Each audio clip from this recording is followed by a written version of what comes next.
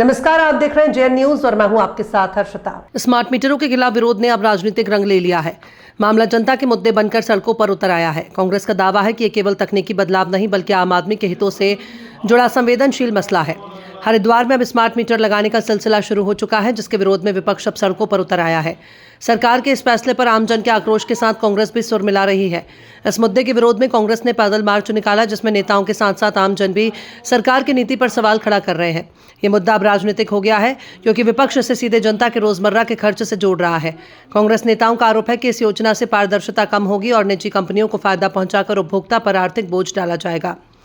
Party का कहना है कि केवल टेक्नोलॉजी का मामला नहीं बल्कि जनता के अधिकारों की लड़ाई है। सरकार सिर्फ अपने चहेतों को लाभ पहुंचाने के लिए आमजन पर आर्थिक बोझ डालने का काम कर रही है। दिखा रहे हैं कि आज आम जनता कितनी परेशान है, आज आम जनता के अंदर कितना गुस्सा है कि इस गर्मी में भी आज इतनी भारी संख्या में लोग उतरे और सरकार को चेताने का काम किया कि जो स्मार्ट मीटर, इसको स्मार्ट चीटर कहते हैं, लूटपाट मीटर कहते हैं, इसके जरिए जिस प्रकार से आप आम जनता के जेब में जो उसकी गाड़ी कमाई थी उसका हिस्सा अडानी की जेब में डालने का काम कर रहे हैं, हम ये बर्दाश्त नहीं करेंगे।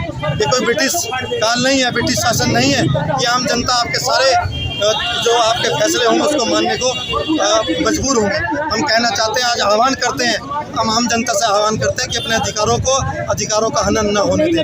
ये सरकार आपको लूटने का योजना बना रही है। ये सरकार अडानी को लाभ देने के लिए स्मार्ट मीटर को ला रही है। हम कहते हैं हरिद्वार को स्मार्ट मीटर नहीं चाहिए, इस हरिद्वार को चाहिए स्मार्ट अस्पताल, इस हरिद्वार को चाहिए स्मार्ट स्कूल, इस हरिद्वार को चाहिए स्मार्ट कॉलेजेस।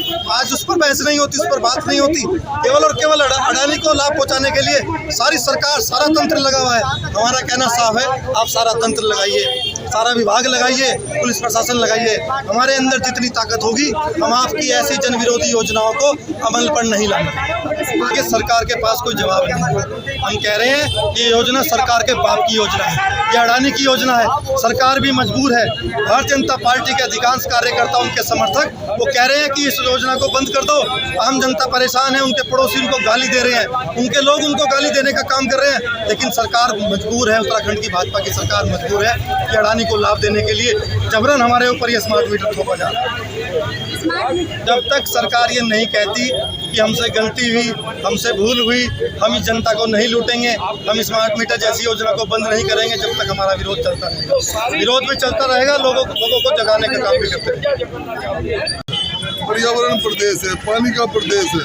हम पूरे भारत को यहाँ से ऊर्जा, पर्यावरण और बिजली सप्लाई करते हैं। कायदे में तो यहाँ बिजली, पानी और ये पर्यावरण के सब चीजें जितने टैक्स वैक्स सब फ्री होना चाहिए, लेकिन फिर भी जहाँ चुनाव होता है भारतीय जनता पार्टी कहते हैं हम 300 यूनिट बिजली फ्री देंगे।